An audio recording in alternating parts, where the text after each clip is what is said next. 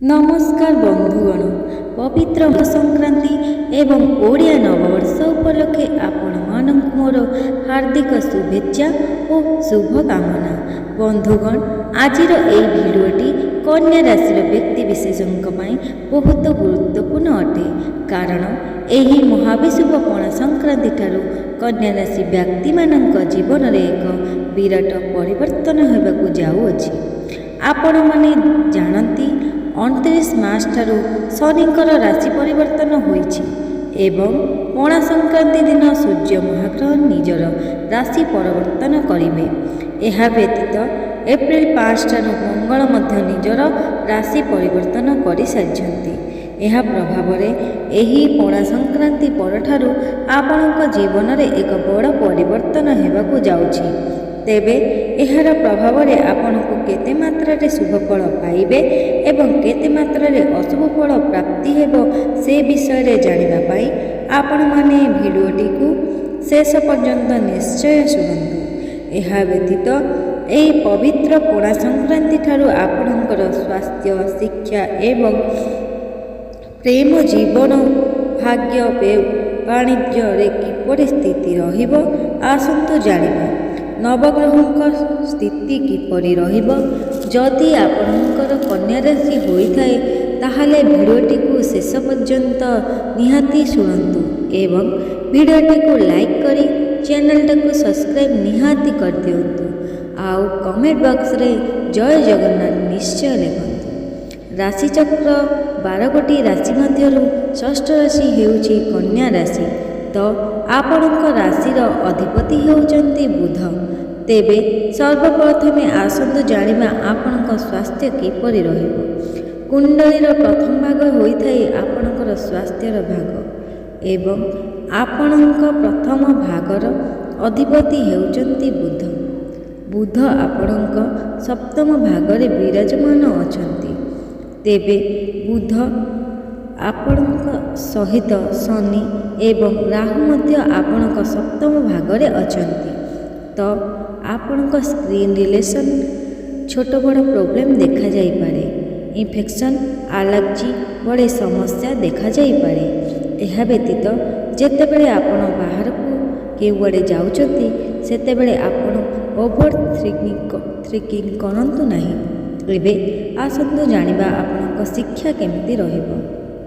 बंधुगण, कुंडलीर पंचम भागटी हेउथाए आपणक शिक्षार भाग। आपणक पंचम भागर अधिपति हेउचंती शनि।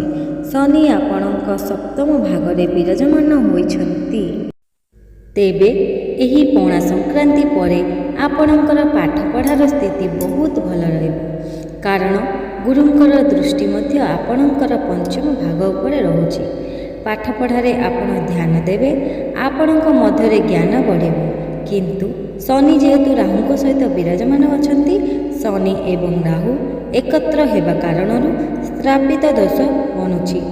सेथिपाई आपणक पाठपढ़ा क्षेत्र में सबुबेले भल हेले परे भी आपणक मनरे दुश्चिंता रहिबो, एक प्रकारर शंकार रहिबो। आपण निजे निजकु नहीं डरिबे, आपण निजे निजकु नहीं प्रश्न करिबे। तेबे एसबु समस्या 18 मे मास पर्यंत रहिबो। जेतेबेले राहु आपणक सप्तम भाग को बाहरी जिवे सेतेबेले आपणकर सब समस्या दूर होई जिवो। एबे आसंतु जानिबा आपणक प्रेम जीवन किपरि रहिबो। तेबे बंधुमान, कुंडली रे पंचम भागटी आपणक शिक्षार भाग हेबा सहित पंचम भागटी मध्य होइथाए प्रेम जीवनर भाग एवं आपणक पंचम भागर अधिपति हेउचंती शनि, जे कि आपणक सप्तम भागरे विराजमान अछंती। तेबे प्रेम जीवन रे निजर पार्टनरक मध्यरे आग्रेसन देखिया को पाइबे। तांको लागिबो से जहाँ भी कहउचंती ताहा ही ठीक अटे, कारण शनि राहुंक सहित विराजमान अछंती एवं श्रापित दोष रहुछि। आपण निजे निजकु कंट्रोल करिवार अछि, कारण ग्रहमानक गोचर जोगु ही आपणक पार्टनर मध्यरे एभली स्वभाव देखिबाकू पाइबे। जदि आपण एडजस्ट कर दियंती ताहा ही आपणको भल रहइबो। ଏବେ ଆସନ୍ତୁ ଜାଣିବା ଆପଣଙ୍କ ବୈବାହିକ ଜୀବନ ବିଷୟରେ। କୁଣ୍ଡଳୀର ସପ୍ତମ ଭାଗଟି ହେଉଛି ବୈବାହିକ ଜୀବନର ଭାଗ। ଆପଣଙ୍କ ବୈବାହିକ ଜୀବନ ଭାଗ ଆପଣଙ୍କ ସପ୍ତମ ଭାଗରେ ଅଧିପତି ହେଉଛନ୍ତି ଦେବଗୁରୁ ବୃହସ୍ପତି। ଗୁରୁ ଆପଣଙ୍କ ନବମ ଭାଗରେ ତ୍ରିକୋଣରେ ବିରାଜମାନ ଅଛନ୍ତି, କିନ୍ତୁ ଆପଣଙ୍କ ସପ୍ତମ ଭାଗରେ 4ଟି ଗ୍ରହ ବିରାଜମାନ ଅଛନ୍ତି, ଶୁକ୍ର, ବୁଧ, ଶନି ଏବଂ ରାହୁ, ଯାହାଫଳରେ ଆପଣଙ୍କ ଜୀବନସାଥୀଙ୍କର ମୁଡ଼ ଅଫ୍ ରହିପାରେ। ବେଳେବେଳେ ବହୁତ ଭଲ ତ ବେଳେବେଳେ ବହୁତ ଖରାପ। ଯଦି ଆପଣମାନେ ଏସବୁରେ ଆଡ଼ଜଷ୍ଟମେଣ୍ଟ କରନ୍ତି, ଆପଣଙ୍କ ଜୀବନରେ ବହୁତ ସମସ୍ୟା ମଧ୍ୟ ହୋଇପାରେ। ତେଣୁ ଆପଣଙ୍କ ବୈବାହିକ ଜୀବନ ସମସ୍ୟା ଦେଖାଯାଇପାରେ, କିନ୍ତୁ ଆପଣ ଯଦି ଏହାକୁ ଆଡ଼ଜଷ୍ଟମେଣ୍ଟ କରିଦେବେ ତାହେଲେ ଆପଣଙ୍କ ଜୀବନ ସୁଖମୟ ହେବ।